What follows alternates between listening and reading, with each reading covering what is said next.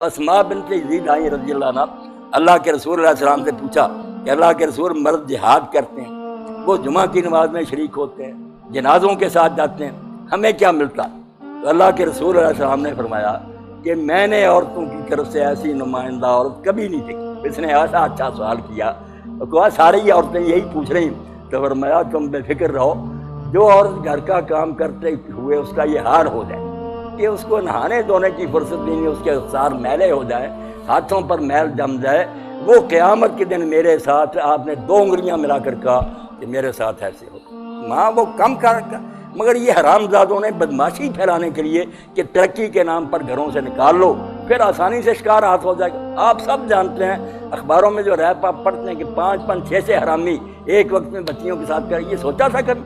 جانوروں سے گزر گئے ہیں۔ تو اگر دین یہ کہتا ہے کہ حقوق آپ کے برابر ہیں بلکہ زیادہ، اللہ کے رسول علیہ السلام سے جب پوچھا ایک شخص نے کہ میں کس سے نیک سلوک کروں، سب سے اچھا سلوک کرنے کا کون حقدار؟ فرمایا تیری ماں۔ پھر پوچھا، فرمایا تیری ماں۔ پھر پوچھا، فرمایا تیری ماں۔ چوتھی مرتبہ پوچھا، فرمایا تیرا باپ۔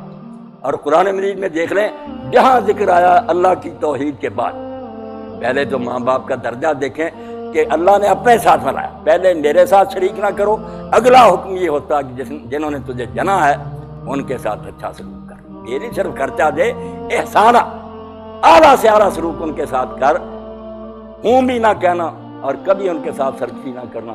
اور وہاں بھی آپ دیکھ لیں والد کا ذکر جو ہے وہ ضمن نہیں گزر گیا کہ ماں باپ کے ساتھ نیک سلوک الگ نہیں، آگے جتنی تفصیل آئے گی کہ ماں نے تجھے پیٹ میں اٹھایا، ماں نے تجھے جنا، ماں 2 سال تجھے دودھ پلاتی رہی، ساری مشقتیں اور تکلیفیں ماں کی اللہ بیان کرے۔ اور اسی کے لیے اللہ کے رسول نے کہہ دیا کہ جو ماں کو دکھ دینے والا نہ اللہ اس نے اس پر جنت حرام کر۔ اللہ کہتا تیرا میری جنت میں کیا کام ہے؟ حرامی تو نے اس ماں کی بے ادبی کی۔ جب بستر خراب ہو جاتا تھا بیچاری ادھر لیٹتی تھی، اسے دوسری طرف لٹاتی۔ اگر تو بیمار ہو جاتا ساری رات بے قرار رہ کر تیرے سرانے کھڑی رہتی، مگر خدمت کا وقت آیا تو نافرمان ہو گیا، تیرے لیے جنت میں کہاں جگہ؟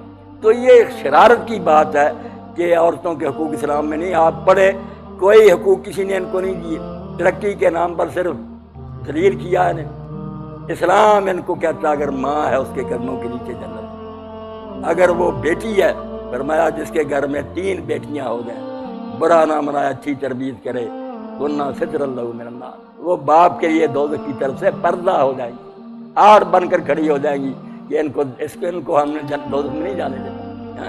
اور اگر فرمایا بیوی ہے، خیرکم لأہلی، مسلمانوں تم میں سے سب سے اچھا وہ شمار ہوگا جس کا سلوک اپنی بیوی سے اچھا ہو۔ تو اللہ کی امانت سمجھ کر لایا تھا، اس باپ نے اپنی عزت تیرے حوالے کی تھی نکاح کے وقت، تو گارنٹی اس کے پاس کیا تھی کہ صرف یہ اللہ سے ڈرے گا۔ اور اسی لیے آیتیں پڑھی حضور علیہ السلام نے خطبہ کے موقع پر۔ وہ بدقسمتی سے اب رسم بن گئی کہ مولوی صاحب آتے ہیں چوروں کی طرح پڑھتے ہیں، نکاح ہو گیا جی دعا کرو، کسی کے پلے کچھ نہیں پڑتا۔ اس طرح اسٹیج ہونا چاہیے، سپیکر ہونا چاہیے، عالم آیتیں تلاوت کرے اور پوری تقریر کرے کہ میں نے کیا پڑھا، ان آیتوں میں کیا کرا۔ اللہ اس میں 5 مرتبہ کہتا ہے ان آیتوں میں اتقوا اللہ، بیٹا اللہ سے ڈرنا، ورنہ قبول کے بعد ہمارے ہاتھ میں کچھ نہیں رہے گا، ہمارے جو سر کے باہر ہیں وہ تیرے پیروں کے نیچے آ جائیں گے، اس کے بعد ہماری عزت تیرے ہاتھ میں۔ اللہ سے ڈرنے کی 5 آیتیں حضور نے پڑھی، اور ساتھ ہی کہا ان اللہ کان علیکم رقیبا۔ صرف مرد اس وقت نہیں اس نکاح کو سن رہا ہے، اللہ خود اس مجلس میں موجود ہے، وہ دیکھ رہا ہے کہ تم کس نیت سے حجاب کرتے ہو۔